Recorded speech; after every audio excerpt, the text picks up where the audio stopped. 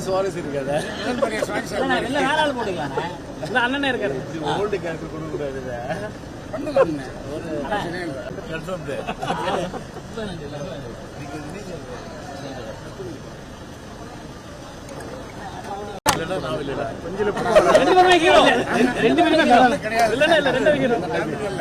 சுவாரஸ் இருக்காது அண்ணனே இருக்காரு ஓல்டு கேரக்டர் கொடுக்க கூடாது கன்ஃபார்ம்